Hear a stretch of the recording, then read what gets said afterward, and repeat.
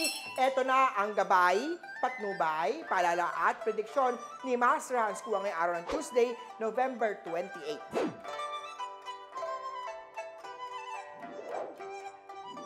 Unahin na natin ang mga pinanganak ng Year of the Rat. Pagdating sa paligsahan, hindi ka papatalo. Nasa iyo ang pagiging matalino at malikhain. Pareho kayo ng kasintahan mong magsuot ng rose quartz para ma-activate ang Happy Love Life 2 at green sa rat. Ox naman tayo, masyado malambot ang puso mo kaya madalas kang napagsasamantalahan ng iba. Good health star naman ay nasa chart, huwag maging tamad at mag-exercise araw-araw. 18 at blue ang swerte sa chart. Ikaw ang pinakamaswerte sa mga pinanganak ng Year of Tiger. Good income pagdating sa pera. Red at 9 ang swerte kay Year of Tiger. Punta naman tayo sa Year of the Rabbit. Hindi ka dapat nakikinig sa taong negative ang pag-iisip.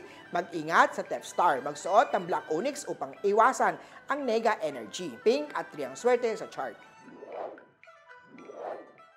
May money loss star sa mga pinanganak ng Dragon dahil hindi mo akalain na may scam. Kailangan mong matutunan, harapin ang mga problema. Huwag takasan ang responsibilidad. Peach at 5 ang swerte sa chart. Sa Snake naman tayo, iwas muna tayo sa paglipat ng tahanan. Huwag ding madaliin ang pagbili ng property. Ipa-feng shui mo na yan kay Master Hans Kua. White at 16 ang swerte sa chart. Magiging sad naman ang mga Year of the Horse dahil ito sa mga taong ungrateful at inggitera sa buhay mo. May unhealthy star naman sa chart, dapat magsuot ng holo, hulu, holy gourd, silver at 12 ang swerte sa chart. Eto naman! Sa Year of the Goat, may isang kaibigan ang tutulong upang magsimula kang muli. May money loss star naman na hindi ka nababayaran ng taong umutang sa'yo. Maglagay ng money tree para ma-increase ang pera, swerte. Gold at 7 ang swerte sa chart.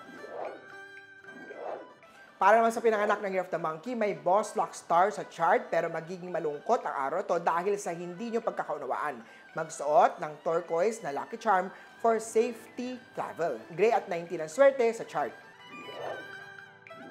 Conflict day-to-day para sa Year of the Rooster. Naku, may third party or cheating star. Pagdating sa kalusugan naman, bantayan ang puso. Walang ibang makakatulong sa sarili at mag-aalaga sa iyo kung hindi ang sarili mo. Magsuot ka ng rose quartz pink crystal para love life ay ma-activate. Orange at 14.